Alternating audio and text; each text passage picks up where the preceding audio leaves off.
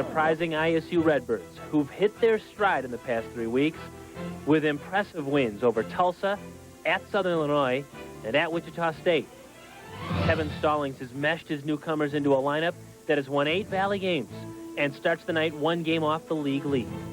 It's the Braves and Birds, a battle between rivals, a battle between Valley contenders, a battle you'll see next. This is Redbird basketball. Tonight on WMBD, the ISU Redbirds are at home to take on the Bradley Braves in a Missouri Valley Conference matchup. Bradley Braves come a-calling to normal to play the 13-10 ISU Redbirds in a critical Missouri Valley Conference matchup. Hello again, everybody. Kurt Pegler along with Matt Taphorn. Glad you're with us on a cold night in Central Illinois, but we're going to warm it up with some hot basketball, we think. Matt, typically all you have to do is mention ISU and Bradley in the same sentence and people get wound up. They really ought to get wound up tonight because this game really means something in the standings. That's right, Kurt. You know, both these teams could be at the bottom of the standings, and this crowd would come out to support both of them because it's that kind of a rivalry. But the position they're both in, Bradley a half a game out, Illinois State a full game out, this game means a lot more than just the rivalry. So both teams will be playing hard tonight. You can guarantee that. Let's talk a little bit about some of the player matchups. Bradley has been doing it with their backcourt, an outstanding rotation of players when you talk about Aaron Zobrist, Anthony Parker, and of course the floor general Billy Wright. That's right. Billy's had some great games. You know, a couple 20-point games back-to-back and no turnovers in the last 2 games in 70-plus minutes. So he's just been doing a phenomenal job for him. But he's matched up with a great player in the senior David Kaysen from Illinois State as well. David's been leading this team all year long, leads the conference in assists, so it's going to be a great matchup between those two. But Bradley's backcourt is huge, and so for Illinois State to have a chance to win this game, they're going to have to keep that backcourt under control. Now, the one guy that everybody in the Twin Cities has been talking about for the past 4 or 5 days is freshman Dan Muller, coming off a terrific performance against Evansville and helping them with the game-winning shot. That's right. You know, a lot of people might think that they may be seeing me out there again when Dan's on the floor, but, you know, Dan's just done a great job this year as a freshman. A lot of people didn't expect big things out of him his first year, but he's just done a phenomenal job. 27 the other night against Evansville, and his previous career high was 22 against Bradley. So actually it was the first game that they had won with Dan leading them in scoring the other night against Evansville, so that's also a good indicator. Yeah, certainly some similarities between the way Dan Muller plays and the way Matt Taphorn used to play. We hope that you're sitting down and comfortable because it's going to be a great game. Bradley and Illinois State, and we'll have the opening tip when we come back here from Redbird Arena. Are being announced, and we'll run them down for you. First for the visiting Bradley Braves, who come into the ball game with a 15-6 overall record, 9-4 in Missouri Valley Conference play this year. Billy Wright and Anthony Parker, we mentioned their outstanding guard play, are in the backcourt. Anthony Parker, the only Brave to start all 21 games for Bradley. The front court, Dwayne Funches, Deion Jackson, and the center is Adebayo Akinkole. Again, Ben Coupet will not dress for tonight's game. He is serving a 1-game suspension for breaking team rules regarding academic responsibilities. The Braves are coached by Jim Molinari, who's 98-70 in 6 years as a head coach. Remember, he was 2 years at Northern Illinois before coming to Bradley. He's in his 4th year at BU, where he's 56-53 overall, 24-30 in Missouri Valley Conference play. Meanwhile, for the homestanding ISU Redbirds, they come into tonight's ball game with a 13-10 record, 8-4 in Missouri Valley Conference play. The guards, Maurice Trotter and David Kaysen. Again, Kaysen leading the Missouri Valley Conference in assists with 7 per game. The center is Brian Kern, and the forwards are Dan Muller and Kenny Wright. The Redbirds coached by Kevin Stallings. In his 2nd year, opening tip, it'll be Adebayo Akinkole jumping for Bradley, and Kenny Wright will jump for the Redbirds as we get set for Missouri Valley Conference basketball action at Redbird Arena. Glad that you were aside with us. Ed Schumer, Bill Westbrooks, John Blazek, the officials to call tonight's game, and Ed Schumer in the middle to toss the ball up. And on the floor, it's a scrum. We may have to jump it up again. Now, who would get the alternating possession on that play? That Kurt? is a trick question in the first 30 seconds of the game. That is unfair to ask a question of such high intelligence too early in the ball game. I think they'll just throw it up again.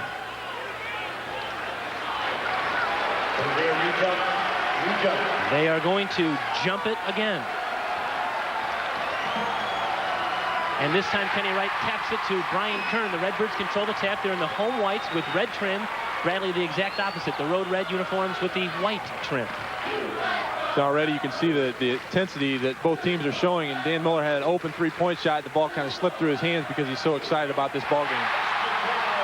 Brian Kern gets the Redbirds off on a good foot. It's the first shot, and it's 2-0 Illinois State. Big shot for the senior coming into this ball game. He's going to lead the team, as is David Kaysen and Chad Altadonna off the bench. Just a big shot for the senior to start the game. ISU of course, showing a man-to-man defense, as did Bradley. The Braves with their first offensive possession now. And it's Billy Wright, the jumper. Billy Wright continues his hot games. You know, he's coming off some big games for Bradley and just sticks the jumper there. It's been kind of suspect for him this year. Drop down pass from Kern to Wright. He drew some contact, but Kinkule comes down with the rebound. Wright was a big factor in the game over at Bradley earlier in the year. We had 18 points, just dominated the inside play, and that time just couldn't get it to go. That, folks, is Billy Wright's first turnover in 2 games. He has gone the last 62 minutes without a turnover. We mentioned at the top of the broadcast how effective he's been handling the ball, but he commits his first turnover of the ball game tonight. Kind of a rarity for Billy, but in a game like this, you know, things like that happen in the early going when the nerves are kind of going at full speed. Yeah, his numbers have been astounding as far as his assist-to-turnover ratio in the past 10 games. And that's Dan Muller from the baseline. Big shot by the freshman. You can see his versatility there. He's a big guy at 6'6", about 200 pounds. He can go inside or outside, and that time just kind of floats on the baseline, sticks the jumper. A minute and a half into the ball game. Redbirds with a 4-2 advantage. We're just underway. Wayne Funches looks inside and goes back out to Deion Jackson, who's back in the starting lineup for Bradley. Funch gets the ball on the block. David Kaysen reached in, knocked it out of bounds, and Bradley will retain possession. There's 11 seconds left on the shot clock. Well, the three players from Illinois State around the ball that time as it was dumped down into Funches. Good help from rotating players. Billy Wright will trigger again. 11 seconds on the shot clock. And it's Parker. Trotter ahead to Kaysen. Tracked it down in the front court. Now we'll wait for his teammates to come back. Trotter behind a screen from Wright. A three-point basket at 7-2 Illinois State. Boy, just a great job that time by David Kaysen, spotting Mo Trotter on the other side of the court after he had given it up, setting up for the open three.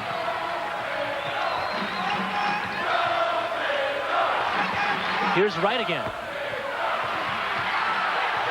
He missed the shot. Muller went and chased it, but he stepped on the end run. So Bradley will get the ball back. Kevin Stallings is the first one to tell his players does a great job of hustling after the ball. The rebound was kind of loose, and everybody stayed with it and went after it. You didn't see any of the Bradley players going after it at that time, so Illinois State kind of getting the edge right now in the hustle department. 2.5 minutes into the ball game, ISU has scored 7 of the game's first 9 points. And it's Wright. Missing again. Tipped up, no good. Loose ball, knocked around. They're going to get a foul here.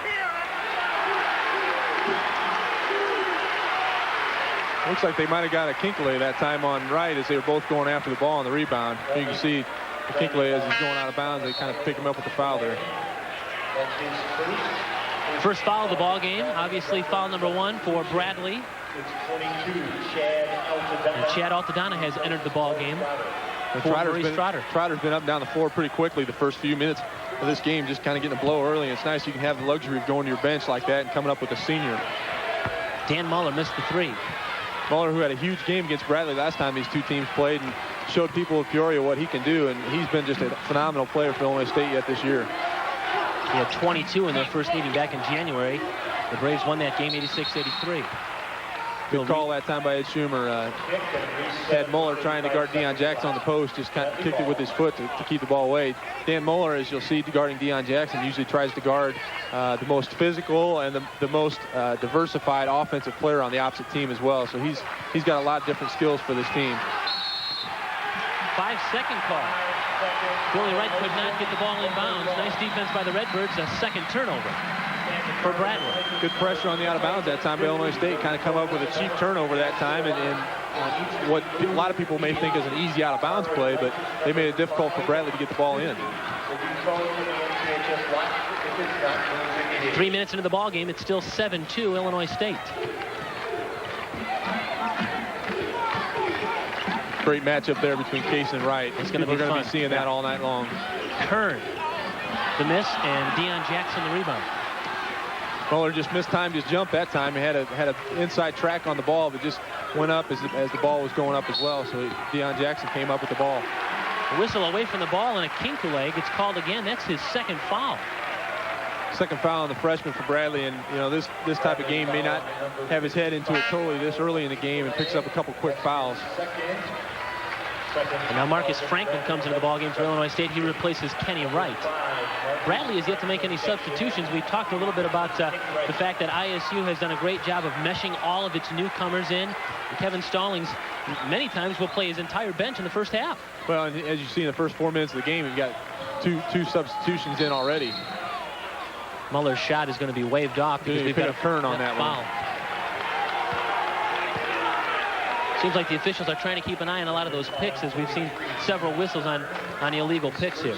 Yeah, and somebody like Brian, he shouldn't necessarily have to move on a pick like that because he's a guy that it's going to take a little while for that guy to get around him anyway. So they just unfortunate that time they picked up the foul. We've played 4 minutes, and Illinois State with a 7-2 advantage. I'm glad you're alongside again here on WMBD for Missouri Valley basketball. The Braves and the Redbirds tonight. Here's Deion Jackson's first shot of the night. He missed it long, but Dwayne punches the rebound. Well, I guarantee you that's where Illinois State wants Deion Jackson shooting from, not close in. And Deion with a steal and a long pass intended for Dan Muller.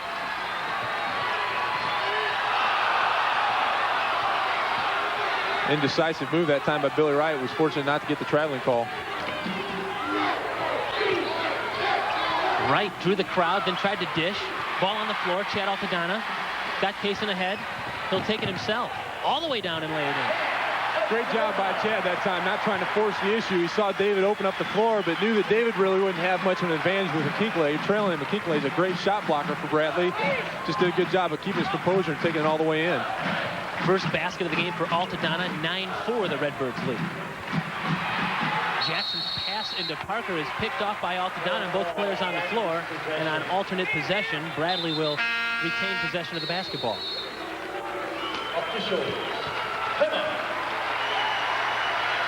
To Redbird Arena, where Illinois State leads Bradley 9-4. Nice defense down low here by Chad Altadonna. Yeah, it's good help defense, and here on the action you see Altadonna just getting on the floor with Anthony Parker to draw the alternating possession. Here on the last play, Altadonna, as we said, take it coast to coast, just kind of kept the defense away from him until he could get to the basket. Just good job going up the left hand.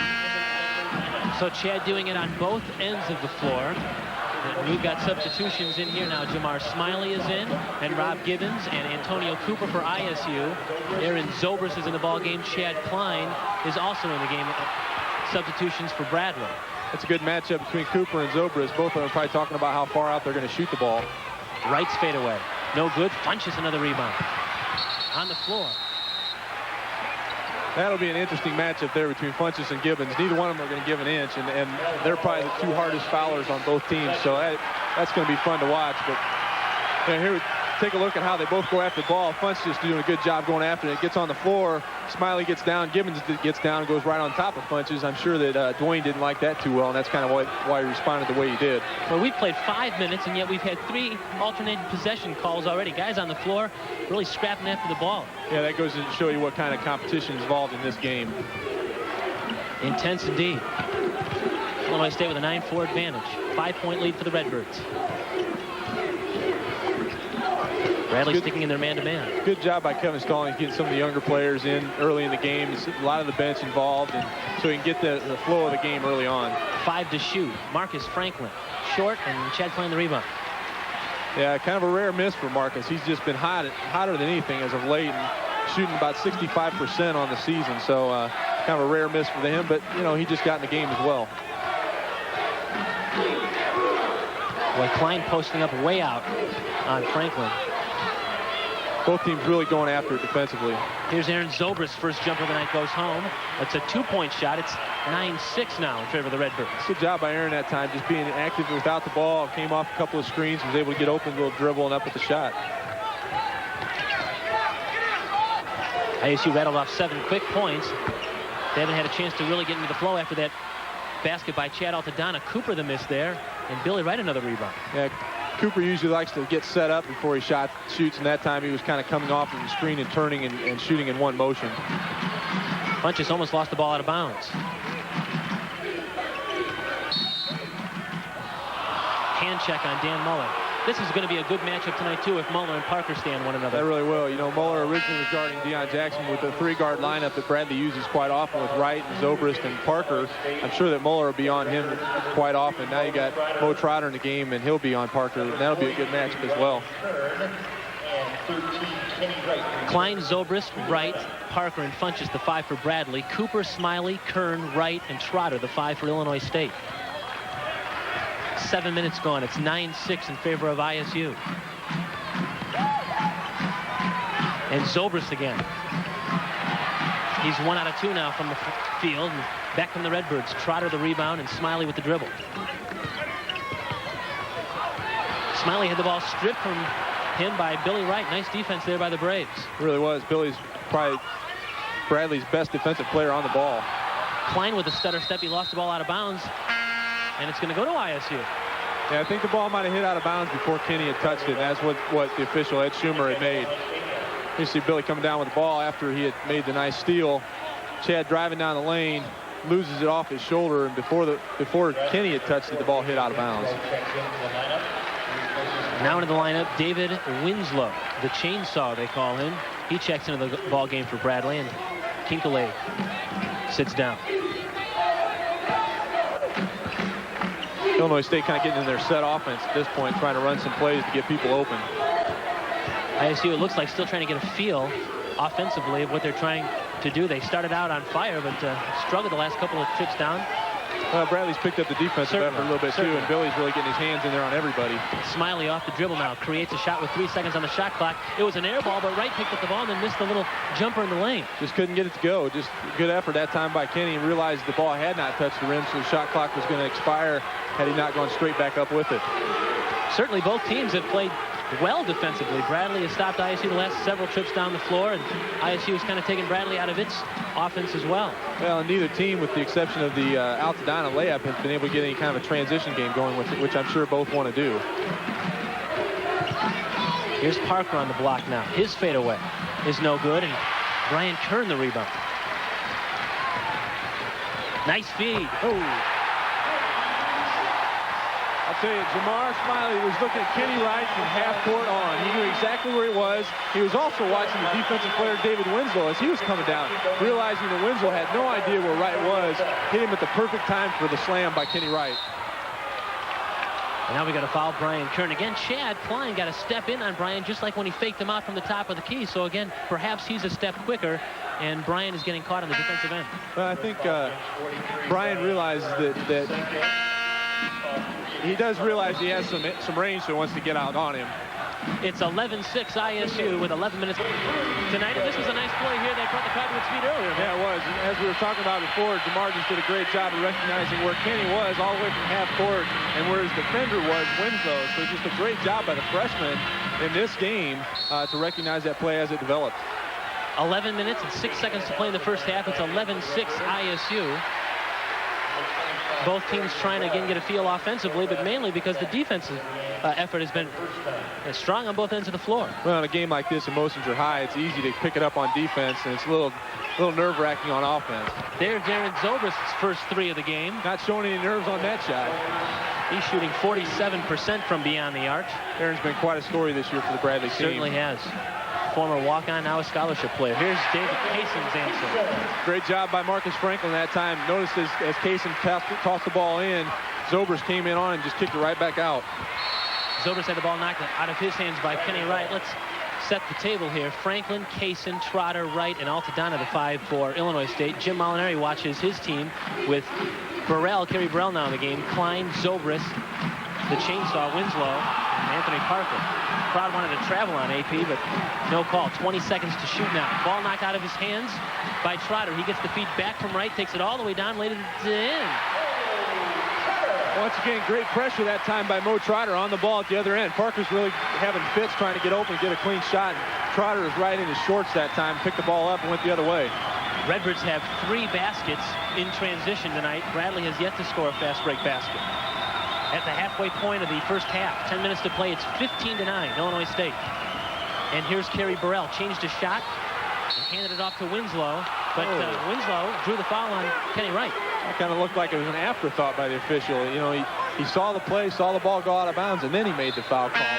You know, I'm not so sure it wasn't the right call, but it was just kind of a delayed reaction by the official. A good job by that time by Bradley, moving the ball around. Burrell goes in, sees he doesn't have a shot against Altadonna, just pulls it down, spots Winslow down low, and David goes up strong, and you can see Wright does get him on the arm. It's a good call by the official, just kind of a delayed reaction by the official. Kerry Burrell's now left the lineup, and Deion Jackson back in. Jackson, Wright, Winslow, Klein, and Zobrist. Dan Muller back in the ballgame for Illinois State. And so is Altadonna, who gets the rebound. Kaysen got lucky that time. He cheated in on Deion as he was coming back for the ball. Nobody picked up Chad Altadonna. He took it all the way down and hit the three. You can almost consider that a transition basket as well, because that really wasn't out of any set offense. They just didn't pick him up. And, you know, a shooter like Chad, you got to get to him as he's coming down the floor. Boy, a smart play there by Chad Altadonna. Illinois State with its biggest lead of the night now, 9 points. Zobrist lost the ball, and it went off Kenny Wright's foot and out of bounds. He had a steal right in his hands, and he couldn't hold on to it. He tried to get down the floor before he could control the ball, but, you know, once again, just good defensive play that time by Illinois State. As you can see, Brian Franklin does a good job cutting off Aaron down on the baseline. Kenny jumps out in the lane, just tries to go before he has control of the ball. So Bradley still with the basketball now, looking to cut into a 9-point ISU lead. The Redbirds have led throughout here in the first half. Boy, Aaron is just moving all over the place for Bradley. And he hits the jumper. Well, Aaron Zobrist, again, has been the offense for Bradley. Too often, that's been the time for Jim Molinari's team. He's got 7 of the Bradley 11 points, and he didn't start tonight. No, and somebody's going to get very tired trying to guard him. He's just running all over the place and being very active. That's why he's getting the open shots. Muller around Jackson, drew the foul. Good, strong, quick move that time by Dan. Just took the ball hard to the basket. Knew that Deion was guarding him. You know, and once again, this kid's a freshman. Take a look at him. He goes to the basket hard, gets 3 guys on him, almost gets the 3-point play, but instead he'll go to the line and shoot 2. Muller at the free throw line is a 79% free thrower, 54 of 68 in the season.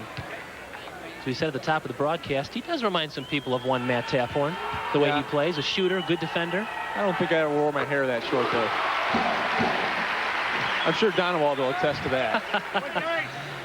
And I think it's safe to say that Dan's getting a few more minutes as a freshman than you did, huh? Definitely.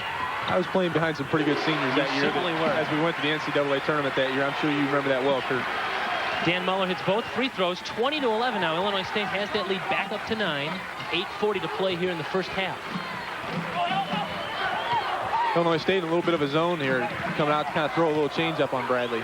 Here's Billy Wright. He's left open, and he cans the jumper. Boy, Chad just couldn't get around Winslow that time. Winslow did a good job of setting the screen on the baseline. Billy just kind of hid behind him, and Chad just could not get around it. Alley-oop from Altadonna to Franklin is deflected. Bradley has a turnover here. Good no call by the official there. Both players went up to the ball, and Chad did a good job just deflecting the ball out of the way. That's a play that ISU tries to run quite often and aren't very successful. Klein thought about the 3, then stepped inside, missed the jumper, and back comes Illinois State. 8 minutes to play here in the first half. 20-13. ISU with the lead. Altadonna, a couple of ball fakes, and now hands back out to Kaysen. Muller with a nice drop down to Kenny Wright, who drew the foul on Winslow.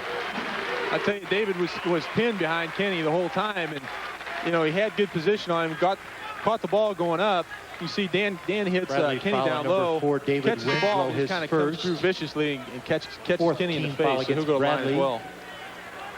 24, Anthony Parker. Aaron gets a well-deserved rest here, I think. He's done just a great job Aaron in the early going. I really like Kenny him. Wright is at the line he's kind for of the Redbirds. Good hometown story in the Peoria area. He's just done a great job for Bradley this year. How could you not like a player who passed up scholarship offers to Division III and II schools so he could stay home and play for the team that he rooted for as a youngster, a Division I school, and he walked on, and now he's, as we said, he's been perhaps the best offensive weapon that Jim Molinari's had this season. Well, he's been a big surprise, I think, for Bradley this year. I know Jim knew he could shoot, but he's really got a more complete game this year than what he had even last year. He handles the ball well, does a good job defensively, and his movement is just incredible on offense. Kenny Wright makes 1 of 2 free throws. It's a 21-13 ISU advantage with 7:48 to play in the first half. Because he's just one of his last 12 coming into the ballgame. Yeah, but just a great stroke for Aaron, and he's got a lot of good range too. And just the way he works to get himself open is just a big compliment to his play. By the way, Brian Jackson of Evansville right now is shooting over 50%. He's the only player in the Valley who's shooting better than 50% from three-point land. ISU showing a little matchup zone, it looks like. Ball deflected and a steal for Illinois State. Kaysen ahead to Altadonna. Bradley now with 8 turnovers. Wow. And if you leave Dan Muller open from out there, he will kill you. Good inside-outside play that time by Illinois State. David Kaysen hits Kern down low, and Kern just does a good job looking opposite, which is the best move for a postman to do. Finds an open Dan Muller for a nice stroke from the three-point range. 24-13 ISU, an 11-point lead, the biggest of the game. Akinkule misses. Kern the rebound, knocked out of his hands, and Kaysen controls. Bio was close to picking up his 3rd foul that time, too. He went over the back of Brian Kern. Marcus Franklin hangs and fires, missed the shot. Not really Marcus's shot. He doesn't get out of control that often. Just kind of going out of control, trying to pick up the foul that time. Boy, Kevin Stallings is clamoring for a foul, too. There's going to be a whistle, but this time it's going to be on Illinois State. Yeah, that's Brian Kern's 3rd foul as well. So big foul that time by Illinois State. We got 6.5 minutes to go in the first half, and their players on the bench are going to have to pick it up in Brian's absence. Kevin Stallings not happy. Brian Kern, by the way, coming off his first career double-double on Wednesday night against Evansville. He had 10 points and 10 boards, but he'll leave the game in favor of Kenny Wright. Well, I'll tell you, losing a player like Brian, a senior, in a game like this is really crucial.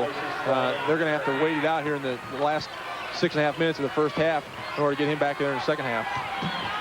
Here's Zobrist in trouble. Dwayne Funches missed the shot. Wright tipped it out, but he tipped it to the wrong guy, Muller. To Kaysen, through the defense, drew the foul. Good job that time by David. Realized that nobody's going to really commit to anybody. Just took it strong to the hole. If anybody would have committed, I guarantee you he would have kicked it off to Kenny or Dan, who was coming off. And you see again, David was just coming down the lane, and Parker wasn't picking him up. Aaron was kind of cheating over and just decided to take it all away and either draw the foul or get the bucket. Kaysen is lightning quick, and that's the reason why we're so anxious for the matchup tonight between Billy Wright and David Kaysen. If they're not 2 of the quickest, they're certainly 2 of the best point guards in the league. You can make a very good argument. It is a great matchup. And I tell you, Jamar Smiley, who's in the game now for David, is getting some great experience playing against a player like Billy Wright. But he plays against David Kaysen every day in practice, so it's nothing new to him. Yeah. And he will run the show next year after Kaysen graduates. Kenny Wright's pass knocked away. Billy Wright, so active defensively. Smiley, the miss. Franklin, the tip. Kenny Wright.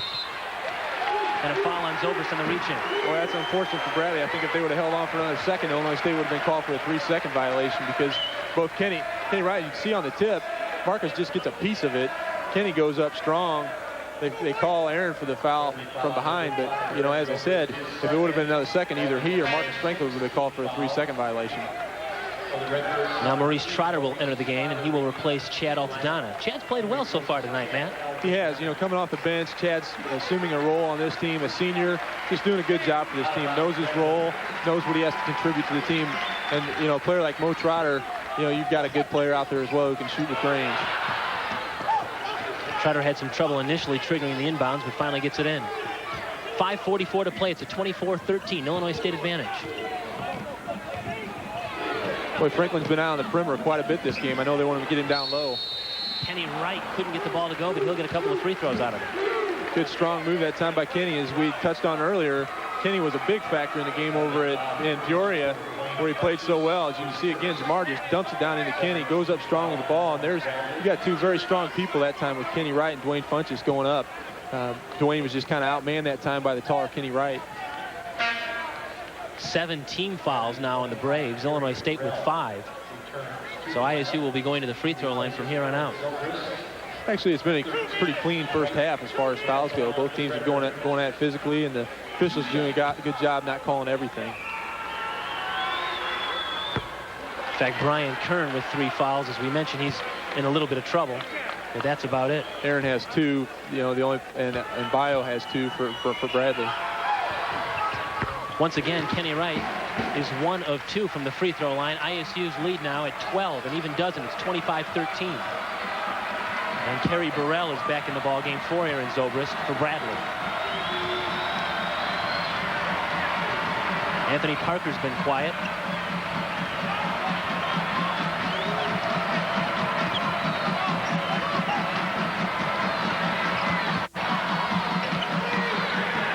12 to shoot. Right from the baseline. And Trotter the rebound. Good rotation that time by Illinois State to get to him. They were kind of picked off a couple times, and they stayed with him. Were able to get to Billy on both of his shots. Trotter's lob to Franklin is, again, a miscue. And this time, Billy Wright comes up with it. ISU's tried that a couple of times and has yet to execute that play. Yeah, you know, the games I've seen Illinois State play this year, they haven't succeeded on that very often. They're probably effective maybe 25% of the time. Nice defense there by Kenny Wright as he knocked the ball out of Chad Klein's hands cleanly. I tell you, Illinois State's doing a great job of rotating over defensively and picking up people as they drive. As you can see on this last play, Chad just takes Marcus to the hole, but Kenny stops him as the help side defense is able to strip the ball away as Chad goes up. Altadonna got about a 45-second breather, and he's going to re-enter the ball game, and Dan Muller will take a seat on the ISU bench.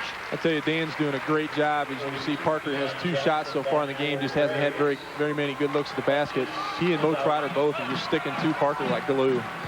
Deion Jackson in, Dwayne Funch is out. As Jim Molinari plays a little chess here with some substitutions.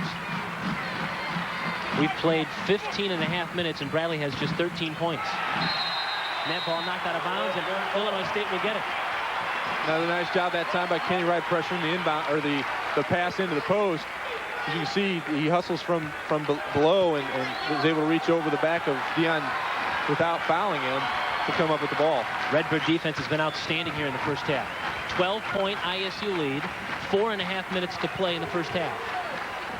Boy, Billy's hands are so quick on defense. Whistle away from the basketball.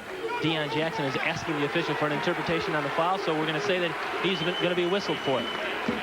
Yeah, that's going to be Deion's second, as he caught Kenny Wright kind of away from the ball that time, and Jim's kind of letting the official know that he's gotten one call to probably 5 or 6 as the Illinois State calls, and he wants to kind of even it out a little bit. So Chad Altadonna will come to the free throw line. He is Illinois State's best free thrower. In fact, he's the best free thrower in the entire Missouri Valley Conference right now. He's shooting 87%. He was up above 90%, but he slipped a little bit. He's back down to 87. Yeah, he's missed a couple in the last couple of games. He missed what I consider a huge foul shot down in the Southern Illinois game, and kind of the stretch of the game. He had a 1-on-1 where he missed the front end and almost allowed Southern to have a desperation shot to get back in the game.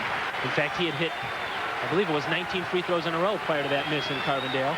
2 free throws go home for Chad. 27-13. The Illinois State advantage is 14 points as we approach the 4-minute mark here in the first half. 4 minutes to play before halftime.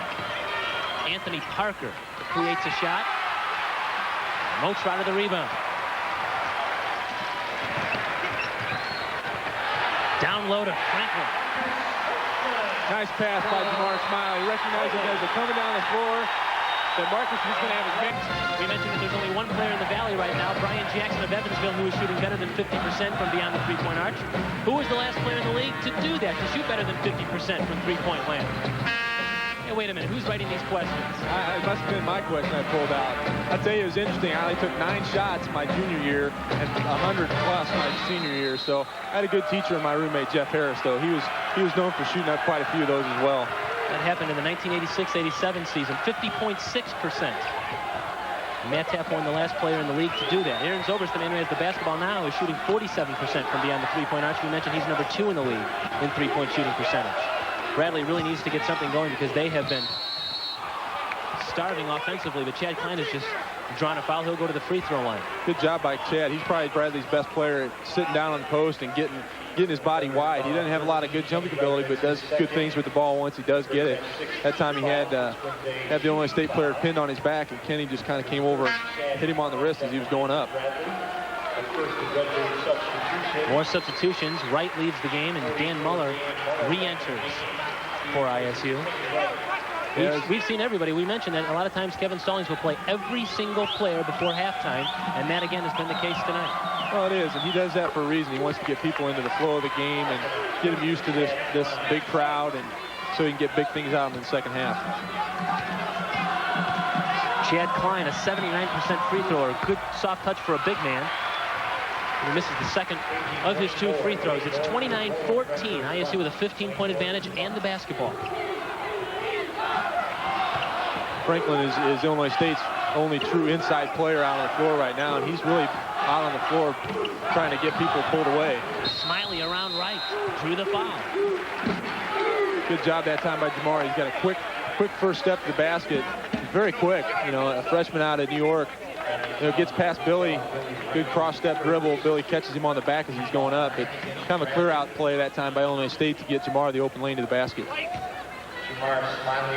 Jamar 34 of 59 from the free throw line this year, 58%. He's a 5'10 freshman from Long Island, Brookville, New York. And as we said, he is right now the apprentice. He's learning well from David Kaysen, and he will be the man who runs the show next year when Kaysen graduates. I tell you, he's had some big plays for Illinois State. You know, the road game that WMBD did at Wichita State where he hits the shot at the buzzer to send the game to overtime was just a huge basket for the freshman. So Smiley makes 1 of 2. And David Kaysen re-enters the game, and Jamar Smiley will take a seat. 3:18 to play first half. The Redbird defense has been outstanding. It's held Bradley to just 14 points, and Illinois State with a 16-point lead. It's the largest lead of the game.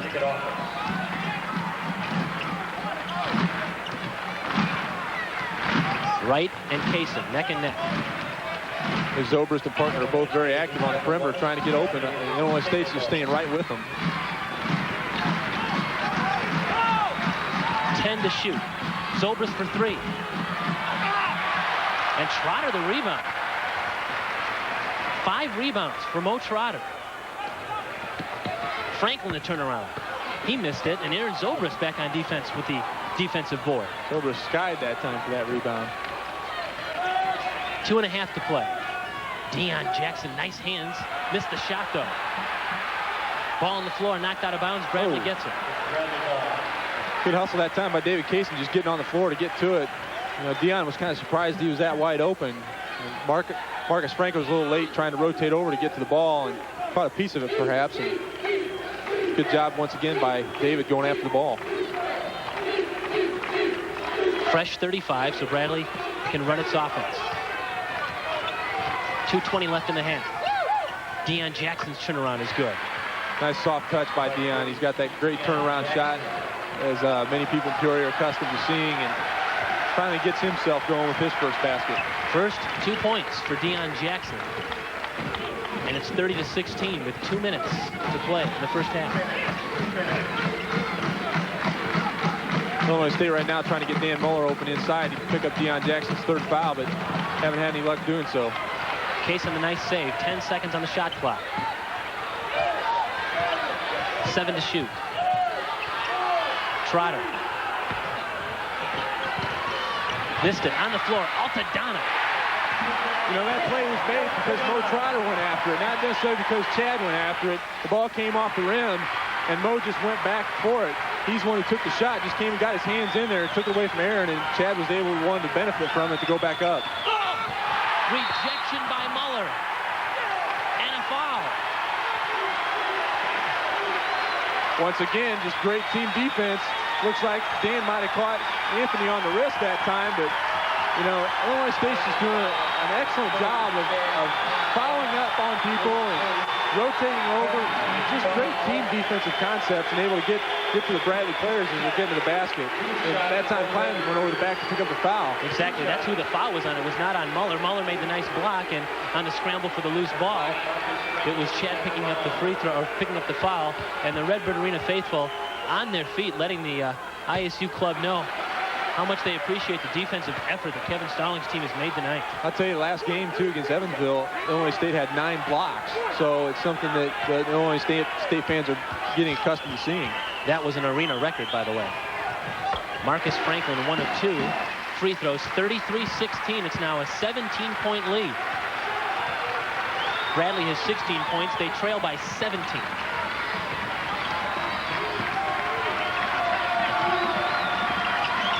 Chad Klein for 3. Didn't get it. Nice box out by Muller, and Kaysen picks up the loose ball. I tell you, there's only one Bradley player even in the lane to get that ball. Everybody else kind of headed down the floor. Nice denial defense by Anthony Parker. Trotter goes back and gets the ball. 20 Good call seconds. by the official as well, right on top of the play. Saw Bradley tip the ball, and that's why it went back over the court. 15 on the shot clock, 42 on the game clock. Muller for 3. Yes. He is fired up. That's 10 points for the freshman Dan Muller, leading his team again. Bradley going for one shot now so they don't go in at halftime down even more than what they are. And the crowd back on its feet.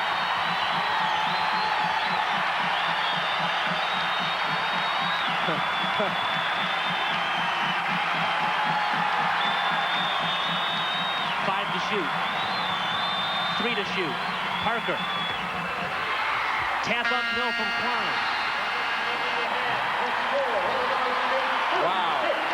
A spirited first half performance by the ISU Redbirds. Kevin Stallings and company leaves the floor at halftime with a 20-point halftime lead. 36. Welcome back to Redbird Arena. An impressive first half for the ISU Redbirds. They own a 20-point advantage. It's 36-16 here. Illinois State leading Bradley. Kurt Pegler along with Matt Taphorn. Matt, Dan Muller has been on fire. I tell you, he's got 10 points the first half. You see he's fired up, and this is just great for the freshman to be able to come out and to play like he has. You know, just a good job by him and the rest of the Illinois State team, especially at the defensive end. I tell you, they're just bodying up the guards for Bradley. They know who hurt him last time in Peoria, and that's Zobrist and Anthony Parker. And Billy Wright didn't really have that great of a game in Peoria, but he's playing well here in the first half. They realize if they shut down that group, they have a good chance of winning this game, and that's what they did the first half, and they're up by 20. 10 points for Muller. We've mentioned how well the ISU defense has held Bradley in check. The Braves shooting 27% in the first half. You're not going to win a whole lot of ball games doing that. On the flip side, if you're playing defense, that's great defense. I guarantee you that Kevin Stallings told his team that they need to get in the shorts of Aaron Zobrist and Anthony Parker, and that's what they're doing. They're not even looking at where the ball is. You see Mo Trotter and Dan Muller and Chad Altadonna just facing up against those guys. They have no idea where the ball is, and they really don't care, just as long as their guy doesn't get the ball. That's been the story. ISU's defense has put the clamps on Bradley, and it's a 36-16 advantage for Illinois State here at halftime. In a few minutes, we're going to talk to Dr. Thomas Wallace, who is the university president here at Illinois State. But first, let's get in control of this one over Bradley. A 20-point Redbird lead. It's 36-16. Kurt Pegler along with Dr. Thomas Wallace, who's the university president here at ISU. And Dr. Wallace, I know there are some exciting things going on here at ISU. One of the things that you've been working on really since the fall semester is what a facilities enhancement plan for the university. Maybe you can kind of tell us when that'll become public and what's all involved in that. Well, about 30% of our facilities are needing renovation. We have a facilities enhancement program where we will be building a new rec center, redoing the dormitories, and also doing the performing arts center without the use of state funds. And this will be reallocation of student fees and a slight increase in student fees. So we're very excited about that because we have some renovations that have to be done.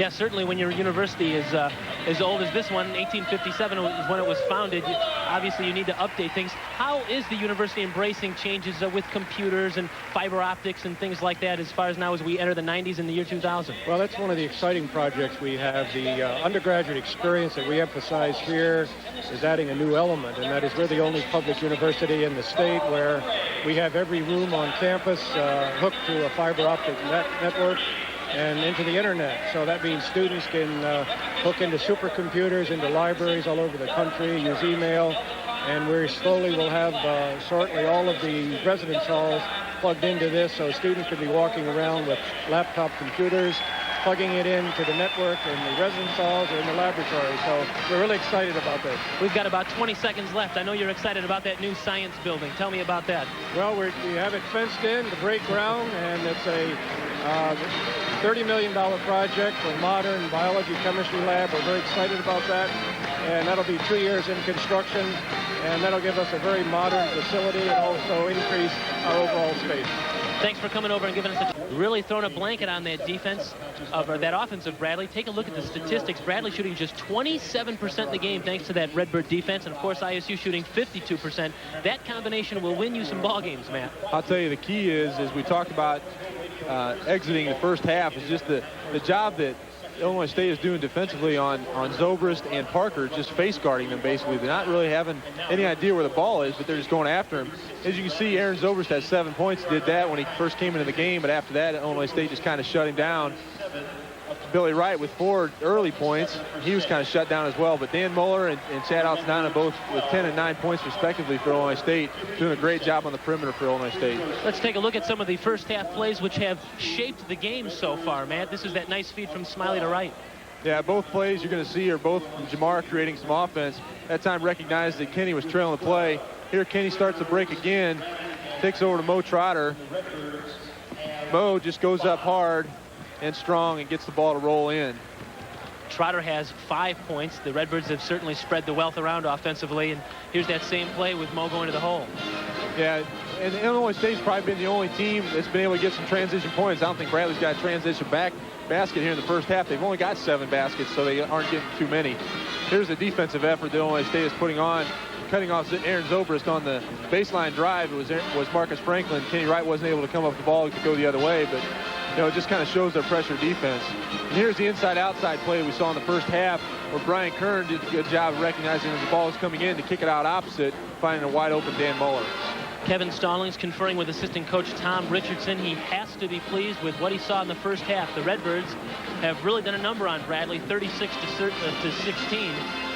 Jim Molinari, as we mentioned, he has yet to win a game here at Illinois State since he's been the Bradley head coach. He's 0 for 3, and really he's got some odds against him now with the Redbirds with a 20-point lead at home. He really does, but I'm sure he's telling his team exactly what Illinois State is trying to do defensively, and that is try to shut down Aaron and Anthony. They're not really guarding Billy up close, too far out, but I can guarantee you they're in the shorts of Aaron and Anthony out on the floor, and they're going to try to get some activity out of the inside players with Chad Klein and Dwayne Funches to start the second half. This is kind of unfamiliar territory for ISU, Matt. The last 4 games that Illinois State has won, the Redbirds in each of those 4 have come back from double-digit deficits. Now the shoe's kind of on the other foot. Bradley's the one with the double-digit deficit. Double digits in the second half even. So, that's something Illinois State wasn't used to. What you're seeing here, folks, is Dan Muller shooting technical free throws. Jim Molinari was called for a technical as he left the bench at halftime. As he walked off the floor, evidently he spiked the basketball down. None of us here at the press table saw that, but he was whistled for a technical. So Muller starts the second half with a pair of free throws, and now it's a 38 to 16 Redbird lead after the 2 free throws on a technical foul by Dan Muller. The second half has begun. Illinois State again in the white, Bradley in the road red. Brian Kern missed the shot, but Mo Trotter the rebound. He missed as well, and here comes Billy Wright. Mo's doing a great job on the board. 6 rebounds so far in the game. Kerry Burrell getting a start here in the second half. Oh, boy. And a foul on Dan Muller. That's the second touch foul or hand check type foul that Dan has picked up in the game. Billy gets the ball, gives him a little fake at the basket, drives to the basket. Dan just kind of sticks his left hand out, and the official calls it. It is a foul, but it's kind of a touchy foul in a game like this. On offense for Bradley, Wright, Zobrist, Funches, Klein, and Kerry Burrell. So 3 guards in there for Bradley. Muller, Klein, Wright, Kaysen, and Trotter, the 5 on the floor for Kevin Stallings. And here's Zobrist for 3. Once again, Aaron just kind of came all the way around the offense that time. Started from the opposite corner, came all the way around, picked up a couple screens, just staying active, and was able to find himself open for 3. When you've got a guy who can shoot the 3 as well as Zobrist, no lead is too big to come back from. Right on the low block scores. Good move that time by Kenny, getting himself established on the low post against Funches, who's a little outmanned in size against Kenny Wright. There's Billy right down the lane. He drew the foul and count the basket. Kind of another touch foul probably officials here to start the second half. That David was beat from the top of the key where they kind of cleared out the offense that time, and Billy just took it hard and strong to the basket. David just kind of reached in as he was going up, picked up the foul. I don't think Kevin Stallings likes the way the second half has started. His defense, which was so superb in the first half, has given up a 3-point shot to Zobrist, and now Billy Wright has a chance to make a 3-point play off a hoop and a foul.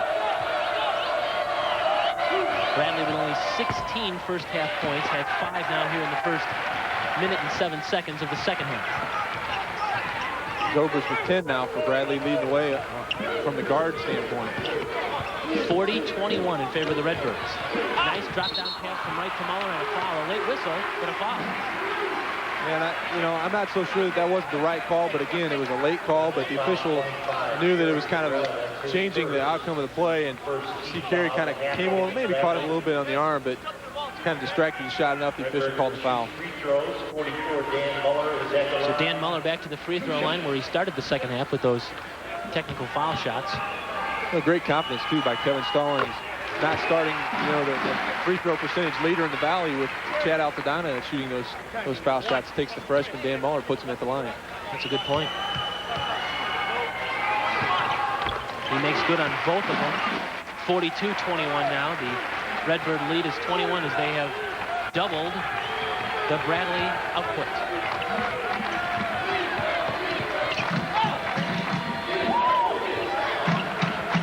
Abayo Kinkule is in the game now for Bradley.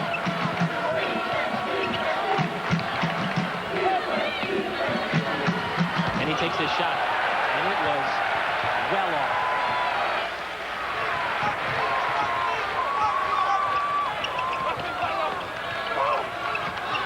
Trotter looks inside, takes it back out now to Casey. Brian Kern is playing with 3 fouls. And his pass into Trotter, he drew the foul on Zobrist, who was a step behind, and got called for the reach-in. Aaron's third, and he was just kind of trailing the play. Illinois State being very, very active on the offensive end. You can see Trotter beats him to the block, and that's where the pass went from Brian Kern. Aaron just kind of trailing, picked up the foul.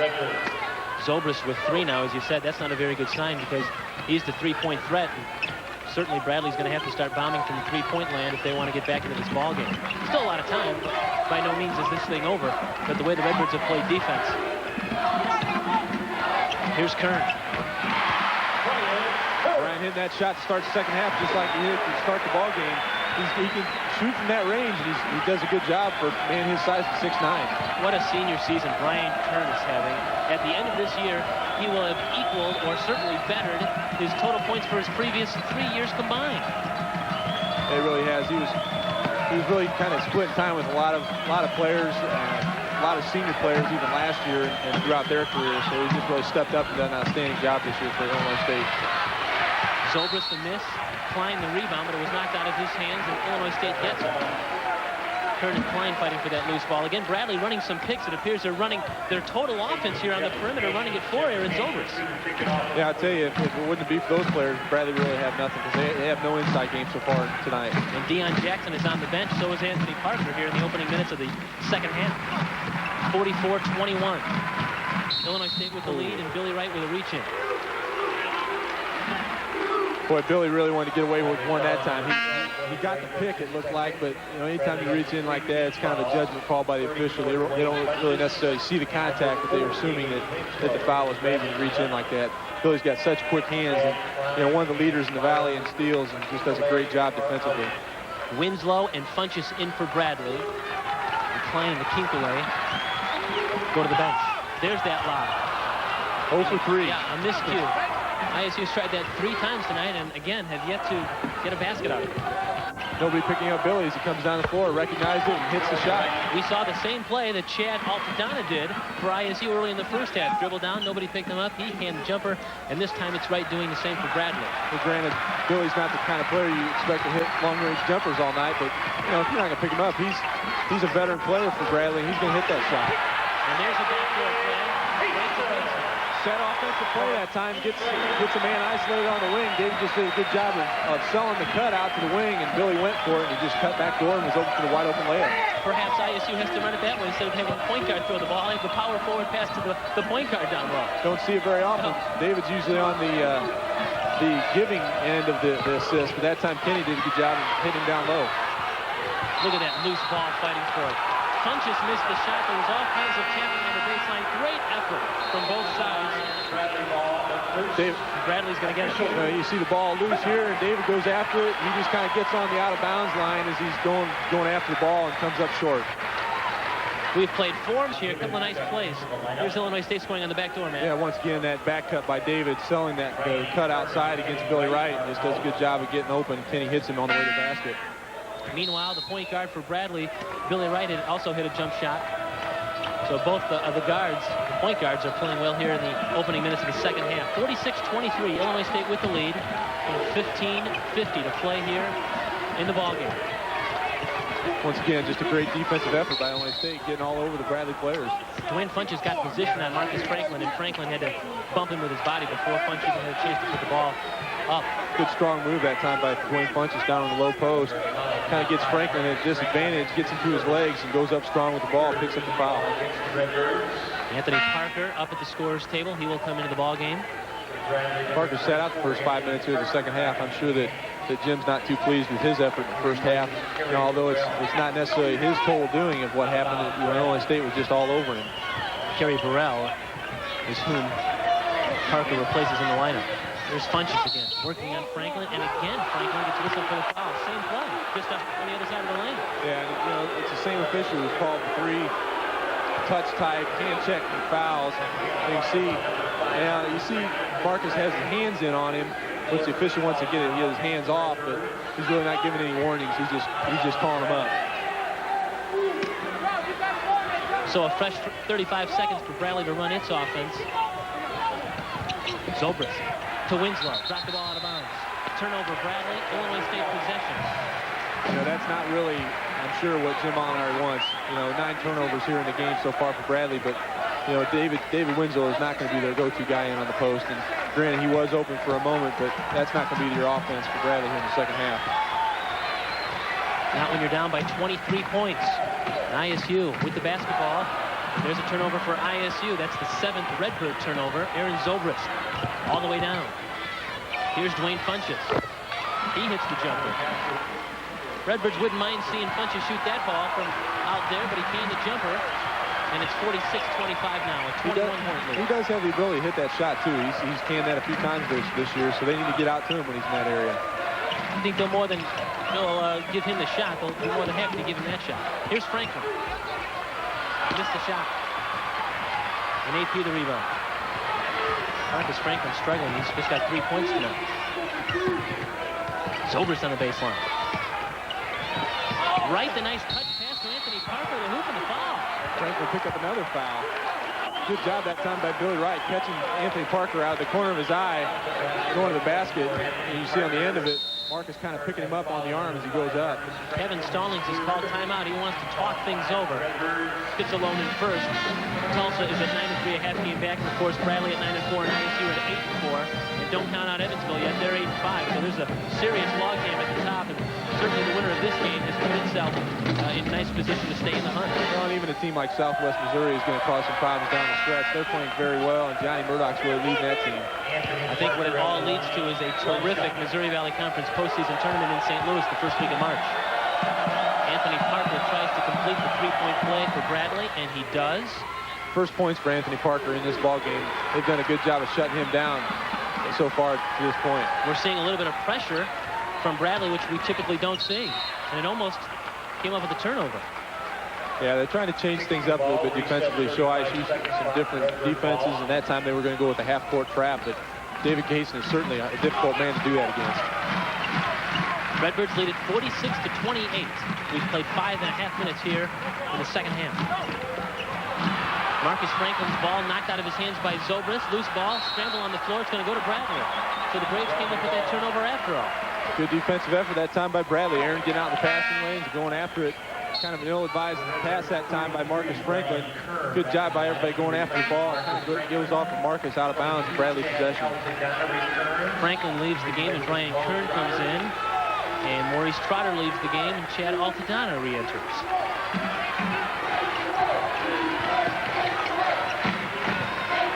And Bradley now on offense. It's Zobrist. He missed the 3. Parker missed the dunk on the rebound. Zobrist, nice crossover dribble, and he banked it home. I tell you, Aaron Zobrist just stays active the whole time. Ball gets back to him somehow. Just nice move in down the lane to get an easy shot. It's now a 16-point lead for ISU, 46-30, so the Braves continue to whittle away at that lead. Illinois State not looking as sure as they were in the first half running their offense. Not nearly as active, and with their passes aren't quite as crisp either. I agree. They look a little tentative down here. Here's Kenny Wright. He drew the foul on Funches. Well, that time they tried to get a little help on the post, but Kenny is a quick player in on the post, has a quick move to the basket, and that time was able to draw the foul. Get the ball dumped down, and you can kind of see the foul that time by Funches. Kenny has that nice spin move. It's kind of a patented move for him. Gets into the body of Dwayne Funches and draws the foul. It appears throughout the season that Kenny Wright has gotten a little bit more confident down low. Don't you agree, Matt, with some of those spin moves and the like? Definitely. Kenny was a player that they really counted on at the beginning of the year. Had some good games in the Hawaii tournament they were in. Started a little slow when the Valley season started, but it's really picked it up lately. 1 of 2 free throws for Kenny Wright. Some substitutions for Bradley. Chad Klein, Kerry Burrell in. Billy Wright gets a breather. David Winslow leaves. And here's a little pressure from ISU, it appears, now in the Bradley end of the court here. Probably just a little bit of token pressure. They realize that Billy Wright's out of the game, and they want to kind of put some more pressure on Aaron Zobrist. When you have to handle the ball and try to get open for shots, it's a little more difficult to do. Kaysen ran into a pick here from Dwayne Funchess, and they're going to call it on David Kaysen. Boy, I'm not sure where that came from. I think they caught David trying to catch Aaron through the pick and caught him for the hold. So not a bad call by the official. A lot of touch fouls, I think, tonight, huh? Well, in the first half, there weren't that many. You know, there may be a couple, but here in the start of the second half, they're really trying to clean things up a little bit. Bradley's going to be in the bonus from here on out. Kerry Burrell misses the shot. Long rebound to Altadonna. He dribbled it off Kaysen's foot, and Klein gets the rebound. A loose ball, I should say. There's a pass from Anthony Parker down low to Kerry Burrell.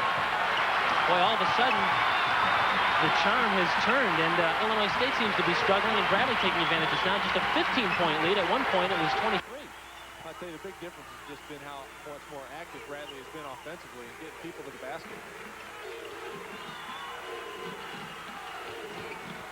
Muller.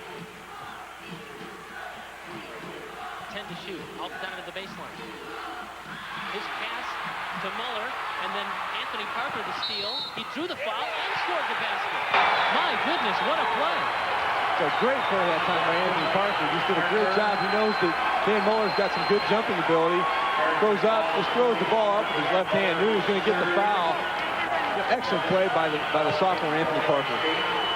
We told you, folks, that 20-point halftime lead is not too large. Bradley's got some 3-point players, and now Anthony Parker seems to have lit up a little fire in the offense. I tell you, in a game like this with two teams, anything can happen from one half to the next. And Illinois State really had the advantage in the first half, shut down Bradley, but Bradley's really kind of made some adjustments here in the second half and they will put it together. Another substitution is Maurice Trotter will come into the game, and he'll replace Dan Muller. It just appears that ISU offensively has been out of sync, and they just can't seem to get into a rhythm now. They have been. I don't think it's necessarily that Bradley's really picked it up that much defensively. It's they changed things up on ISU. Here's that trap, and Kaysen dribbled it right into the trap, but then bounced the pass off Chad Klein's knee. Yeah, David slipped a little bit before the play and then dribbled into the trap, and the second time in a row he hasn't been able to get the ball past that trap. Well, Kevin Stallings a little uneasy, and he has a right to be. It's a 12-point lead. Well, they just need to get themselves under control here on the offensive end. Just keep rotating around and get more movement. Here's Maurice Trotter. He missed the shot. Anthony Parker the rebound. That's the shot they wanted. You know, got a wide open shot off the double screen from Mo Trotter. Just wasn't able to put it down. Bradley scored just 16 points in the first half. They have 19 right now so far in the second half. Anthony Parker, the rebound in the corner. Here's Kerry Burrell. His foot was on the line. They'll give him 2. Burrell showing some good range. He's got a couple of good baskets here for Bradley in the second half. But the bench is a little further out of his range, but he's able to knock it down. Bradley bench wanted a 3 on that play. Trotter misses again. It's a 10-point lead. And Bradley has a chance to get it under double digits. Dwayne Funchess blocked by Wright with the foul.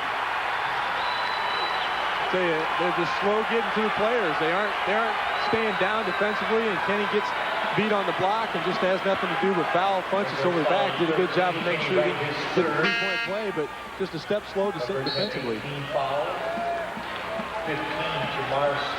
Certainly the momentum of this ball game has changed. The tide has turned in favor of the Braves. I tell you, they're doing this with Billy Wright on the bench too. You know, Billy hasn't been in there when they're making the comeback, so Aaron's doing a good job of both handling the ball and getting himself open offensively. Dwayne Funchess to the free throw line, where he is a 70% free thrower. Bradley really had its free throw problems the last couple of seasons, but has stepped it up as a team. In fact, we have the two best free throw shooting teams in the league here tonight. Bradley #1 and ISU #2. Funches misses the second one, and Franklin the rebound. And the crowd is trying to re-energize ISU. Jamar Smiley in the game now for the Redbirds. You can see how tentative they just appear to be offensively. Smiley lost the ball on the floor. Scramble for it. It's going to be a jump ball, alternate possession, and that will go back to Bradley. Well, I'll tell you, that's probably not what Kevin Stallings wants either. They're struggling on offense, their offensive set. You see Jamar Smiley trying to take Burrell, who's probably one of Bradley's best defensive players, one-on-one in the basket. That's a great look there, guys. Good replay right there on the baseline. 11 minutes now to play here in the second half. It's 47-38, so all of a sudden it's a 9-point ISU lead. Again, at halftime it was 20 points. Here's Zobrist for 3. The Braves are suddenly within 6. It was a set play that time. Anthony got it on the wing and just waited for Aaron to cut through. Chad gave him a nice screen on the baseline. He was set for 3. Illinois State needs a basket in a big way. Alcantara the miss. Trotter the rebound. They're really forcing the issue offensively. Just aren't able to get anything going.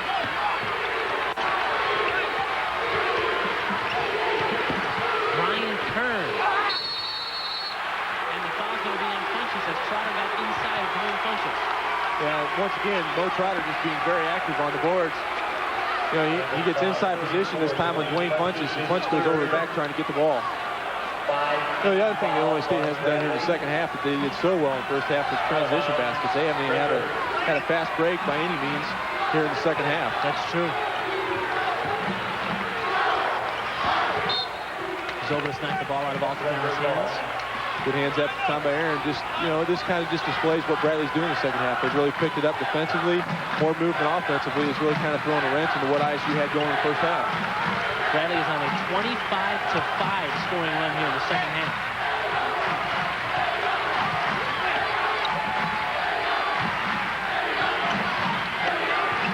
Smiley, pass knocked out by Parker. The Braves getting hands on all kinds of passes now. 15 to shoot. Chad Klein whistle for the foul. Well, I tell you, that could be a no call, and it could also be a foul call, but that time the official chose to make the call. And you know, there was a couple times in the first half where that had gone uncalled. And the Illinois State player might have been reaching around to get the ball, but just wasn't able to come up with it. 10 minutes exactly. We're at the halfway point of the second half. It's a 47-41 Redbird lead. Alcantara the miss. Trotter, though, gets the rebound.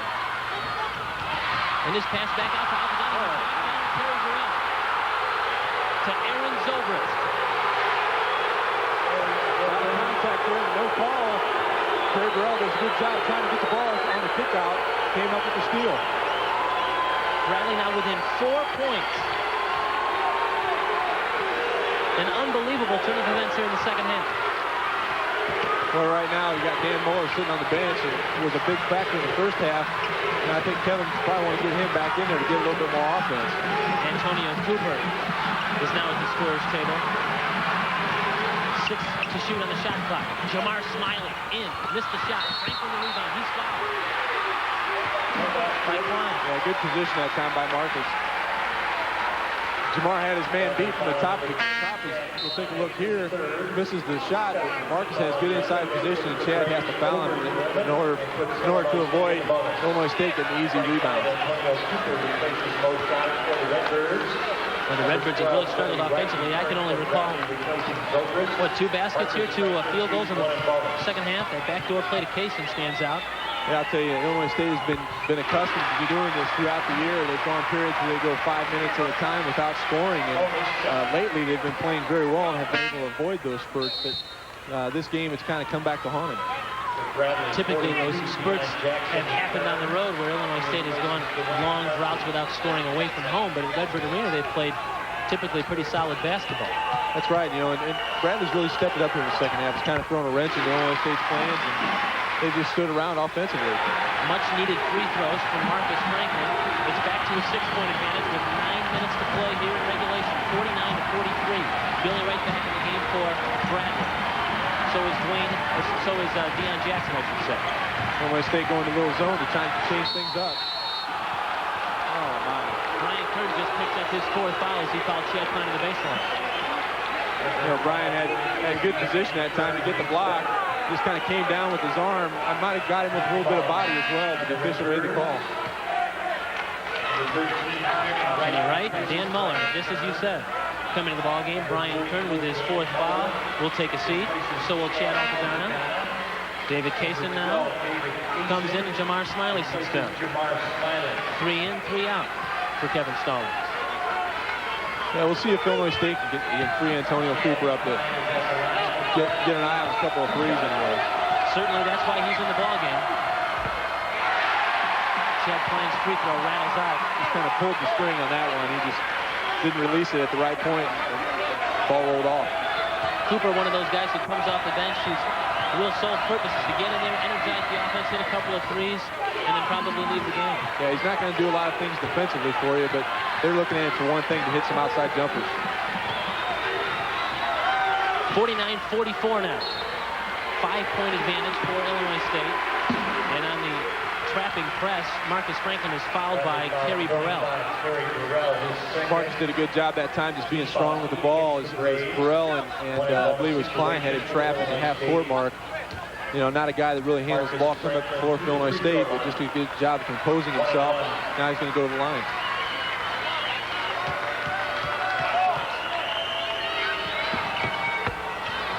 And he misses. Tap kept alive. Franklin gets the rebound. And keeps the offensive series alive. But Cooper almost had the ball stripped by Anthony Parker. And this time he did, but Parker called for a reach-in. Yeah, it's the second time the officials made the call on that type of play. And, you know, Billy made it the first time, this time Anthony. Both have quick hands. And, you know, anytime you make a play like that or reach in, you know, it's kind of a judgment call by the official. They don't necessarily see the contact, but anytime you reach in, they're going to assume there's a foul. Anthony Parker has those long arms, which enables him to play some pretty good defense. I'll tell you, that's where Bradley's really got back in this game, too, defensively. They've thrown ISU off a little bit in what they're changing up on the defensive end, so they've really had to struggle offensively. No question. We talked about Illinois State kind of going into a funk, but a lot of that has to do with the fact that they've not shot the ball well thanks to the Bradley defense. Look at that save by David Kaysen off the missed free throw. That's a great senior play by David Kaysen, realizing there was probably a Bradley defender right behind him trailing the play. Instead, he turned around and looked before he passed to see if he had a guy to throw to. Both teams in the double bonus after that foul, by the way. Muller the missed. Oh! Kenny timed that play perfectly. He just kind of came out of nowhere and grabbed the ball and just laid it back in. Great play by Kenny Wright to energize the crowd. 8 minutes to play, 51-44. In fact, Jim Mallory wants to talk things over. The Redbirds temporarily have been re-energized by a great tip-in by Kenny Wright. Stay tuned, folks. It's going to get good. 7-point advantage for ISU, and Matt, this is the play that seemed to maybe have picked the Redbirds off the canvas. Yeah, Dan kind of shot an off-balance three-point shot. Kenny does a good job of just following the ball up, times his jump, grabs it with 2 hands, and just lays it back in. Just a great job by Kenny Wright that time on the offensive board. So with exactly 8 minutes to play here in the second half, it's a 51-44 Illinois State advantage. Again, if you joined us late, the Redbirds had a 20-point lead at halftime. And Bradley has come back to make this a ball game. Deion Jackson lost the ball out of bounds, but evidently it was tipped out by Kenny Wright. Deion Jackson back in the game now, and they're looking to kind of get some inside game out of him. Kenny Wright does a great job of hustling after the ball in the corner, and that's exactly what Kevin Stallings wants to see. Zobrist to trigger. He's in trouble. Boy, look at Kenny Wright just snuck it right back at him. Good job by ISU. They don't want to give him anything easy, and pressuring the out-of-bounds play is another thing they want to go with. Klein, Wright, Parker, Zobrist, and Jackson, the 5 and the 4 for Bradley. Kaysen, Wright, Trotter, Franklin, and Muller for Illinois State. Jackson drew the double team and then threw the basketball away. The shot clock went off, too. The officials didn't catch that.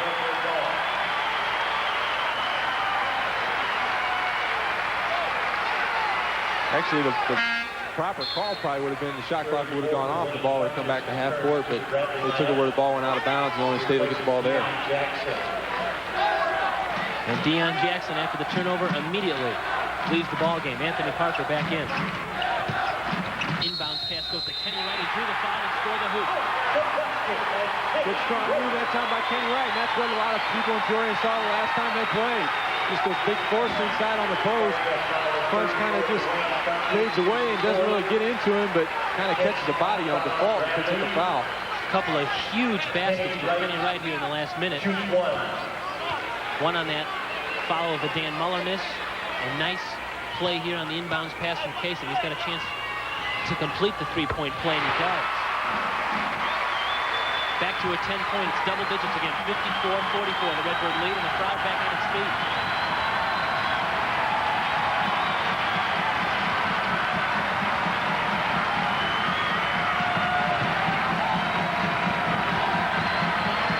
Parker to Klein. He may have traveled. Oh, they call the foul. They call the foul on Kenny Wright in the reach in. The official was behind the play, too. And, you know, he calls on Kenny Wright. Kenny got all ball, and the official from behind the play makes the call. Don't forget, following our basketball game here, WMBD News 10.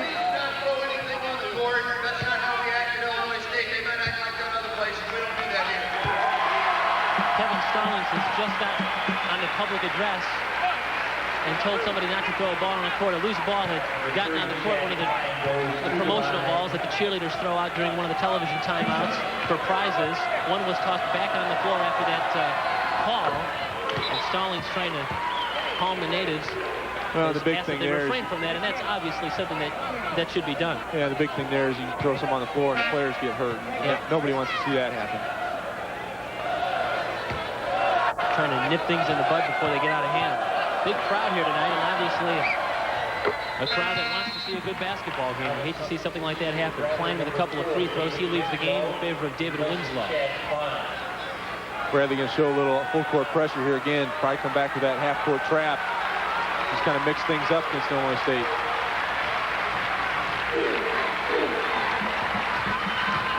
ISU breaks the pressure. 54-46, the Redbird lead. Under 7 minutes now. Kenny Wright really calling for the ball, posting up strong down the block. Nice pass from Wright to Muller. It's going to be goaltending. It went in Anthony Parker knocked it after he'd already pushed off the left. Great movement by Illinois State. They're really getting after it on the offensive end now. They're starting to get more movement, more screens. This time Dan Muller gets away back from behind Anthony Parker, and Parker just kind of hits the ball as it's going up to the basket for the goaltending call. Zobrist looking inside to Funches, who's posting on Kenny Wright. But instead takes it to the far corner. Funches around a double team now. Laid it in. Nice move to the baseline, and he banked it home. Yeah, I tell you, that's where Dwayne Funches really likes to do his business. Down low, very strong legs, and get around people down there and go strong to the basket and be able to convert. In fact, Rob Gibbons is at the scorer's table. He's going to check in. Looks like Kevin Stallings wants to get a little more bulk down low.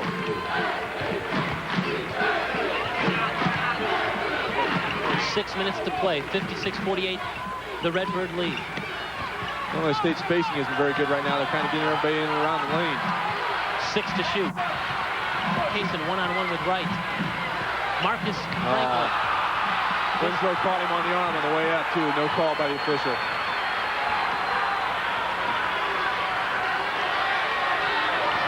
Parker to the baseline now. Cut off nicely by Wright, but Funches open for the jumper. Dwayne Funches has played well tonight. That was Wright's man, too. Wright did a good job of cutting off the drive by Anthony Parker, but wasn't able to recover as he went out of bounds on the shot that time by Dwayne Funches. He has 9 points for Bradley, and the Braves have closed back to within 6. Kaysen trying to get a little bit more spacing out of the team and trying to direct the offense out there. Here's Franklin. That shot is short, and Winslow the rebound. Not a good shot that time by Marcus Franklin. The offense is really struggling. That kind of gets him out of his range where he's not as effective. We saw Kevin Stallings screaming his defensive instructions to his club now.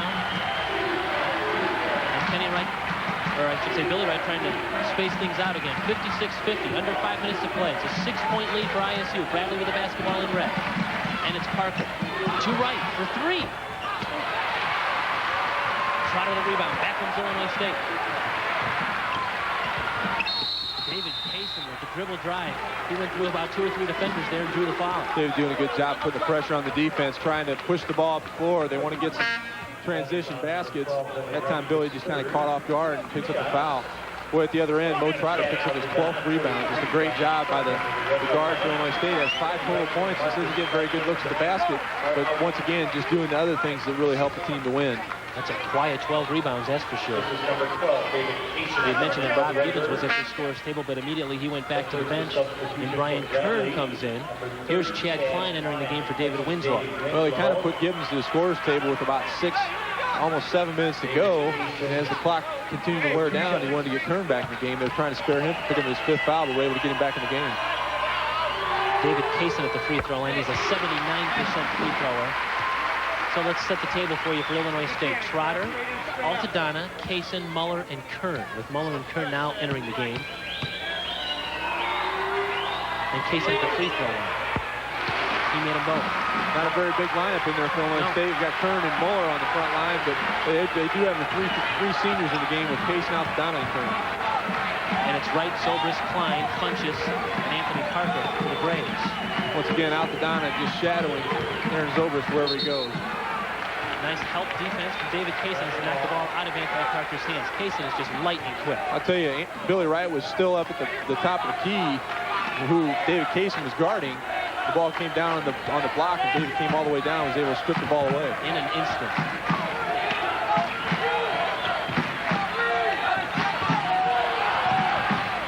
Wright finally gets it into Klein, who drew a double team. 17 on the shot clock. 4:17 to play. Chad Klein.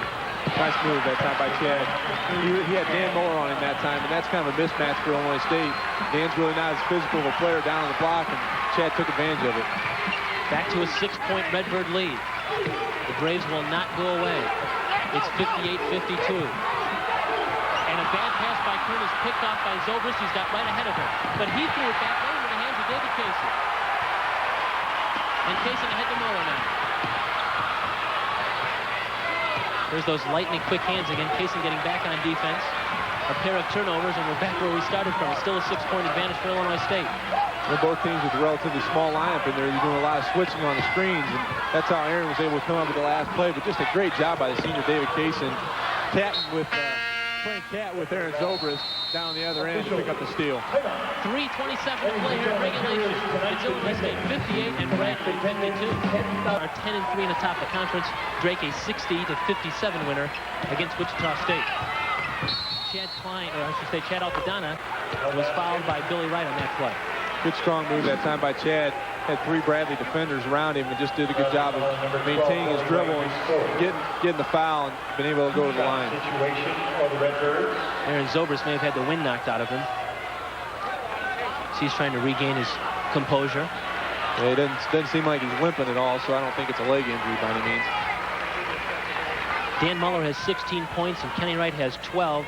Those two players in double figures for Illinois State. Zobrist with 15, the only player in double figures for Bradley. However, Dwayne Funchess does have 9. Chad Altadonna to the free throw line for the Redbirds. 2 shots. Now Chad Altadonna, who has 6 points tonight, to the free throw line. We have already mentioned that he is the best free thrower in the Missouri Valley Conference with his 87%, and he's also ranked 17th in the country nationally. 1 of 2. Muller the tip out to Kaysen. That's happened a couple of times for ISU here in the second half where they've missed the free throw, but we're fortunate enough to get the rebound back, and it's been a big, big plus for him. And Altadonna draws the foul on Aaron Zobrist. What a great turn of events there for Illinois State. Its best free thrower on the line. Makes one, misses one, but he's going to go back to the free throw line now. Yeah, Chad really creates a play for himself that time, taking the ball strong to the basket, trying to draw the foul. After the foul was called, he was really mad at himself for missing that last free throw. That's kind of a rarity for Chad. He doesn't want it to happen again. The senior from Centralia back to the free throw line now.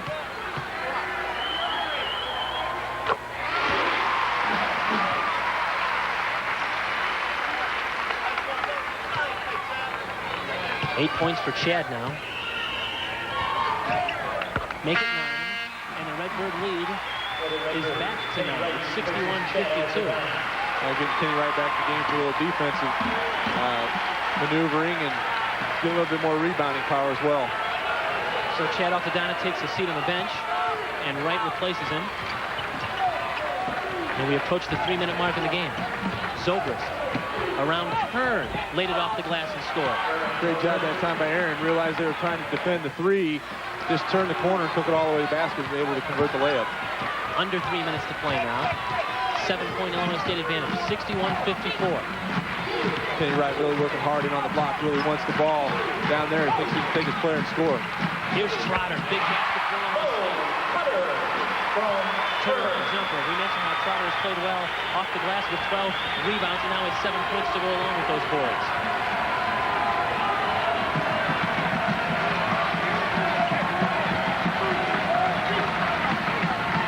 Zobrist again. Playing around Kern. Kern just picked up his 5th foul.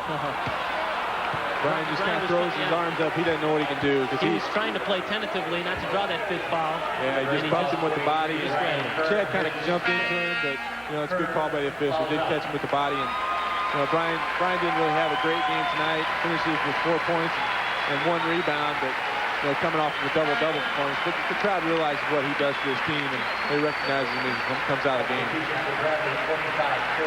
And he walks over to the bench. One of 3 seniors on this club, Altadonna and Kaysen, the other 2. Marcus Franklin will enter the ball game for Kern. Yeah, that'll send Chad to the line, who's a very good free throw shooter on Bradley's team. As most of them are, he's 79%. So far tonight, he's 4 out of 6. Junior center from Fortville, Indiana. See, I knew if I'd say something about it, he'd miss. So, I just kind of plugged that for him. He's a southpaw. People forget that sometimes when they're defending him and think that he's perhaps right-handed, and he works it so he can get to the left side to score. The second one bounces a couple of times and goes home. It's back to an 8-point lead now, 63-55. Illinois State with no trouble breaking the pressure that time by Bradley after the made free throw. Yeah, that time they didn't wait on the pressure to come to them. They just took it right to him. Were able to get the ball before really easily.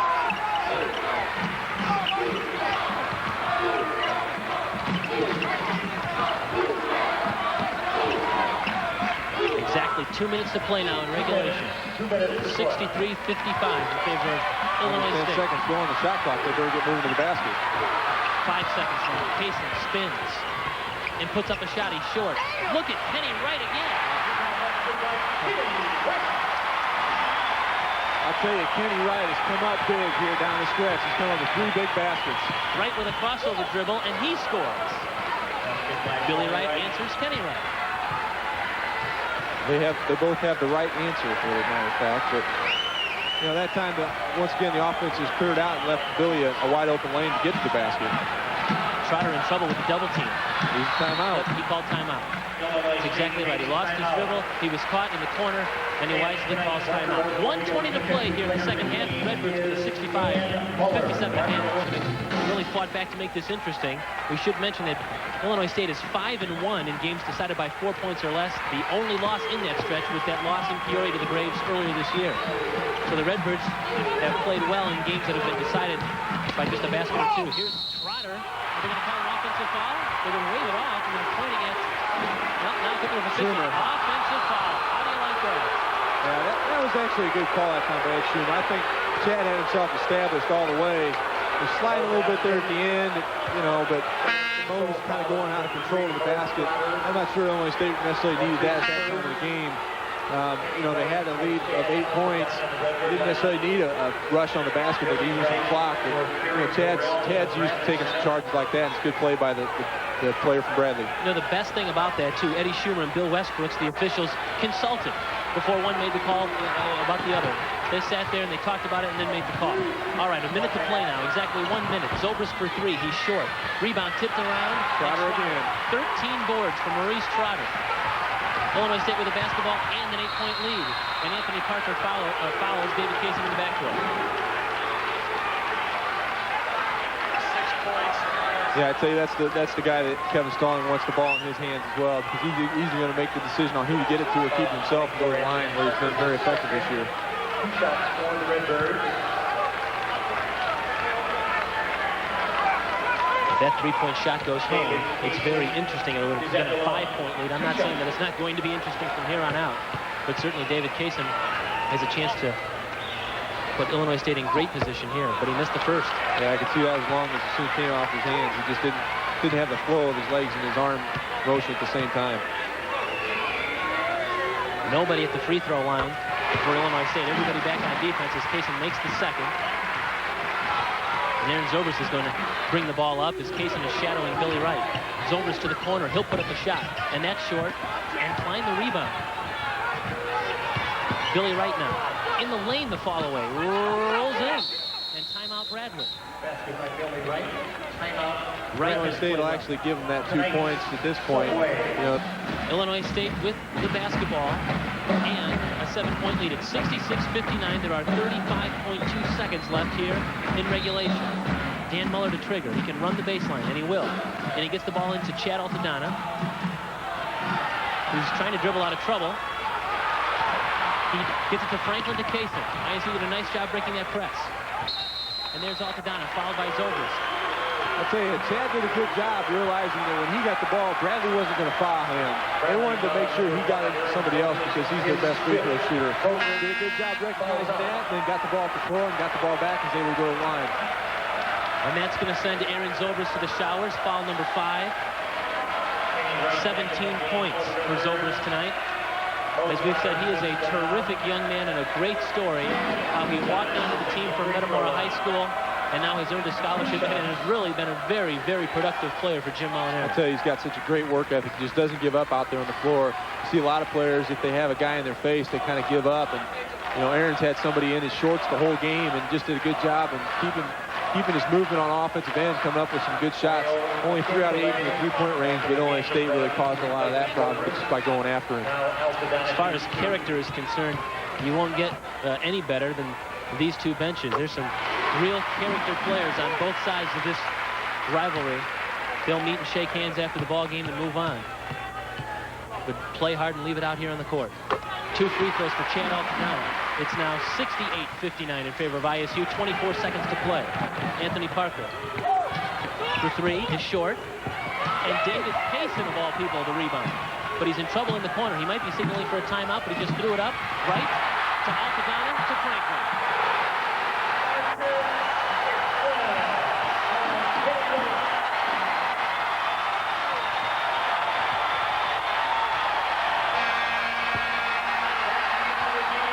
That's going to do it, folks. An exclamation. 70-59. Back to wrap it up in a minute. It drops to 9-5. ISU to 9-4. That's the exclamation point on the win for Illinois State, Matt. That's right. You know, David did a good job of recognizing he couldn't get the ball out. Threw it down the floor to Kenny Wright. Kenny saw Marcus wide open down the floor and just did a good job of putting the exclamation point, as you said, on this game. A good victory for Illinois State. Dan Muller leading ISU with 16 points. Kenny Wright and Chad Altadonna both with 14. Aaron Zobrist with 17 points, leading all scores, obviously leading Bradley. Billy Wright with 12. Dwayne Funchess with 9. Unsung hero, Mo Trotter, only 7 points, 13 rebounds tonight for the Redbirds. Yeah, he's their leading scorer. Just did a good job contributing in other ways and just picked it up at that point. 70-59. Again, Illinois State, an 11-point winner at home tonight over Bradley. We're back to put a final wrap on things when we come back to Redbird Arena.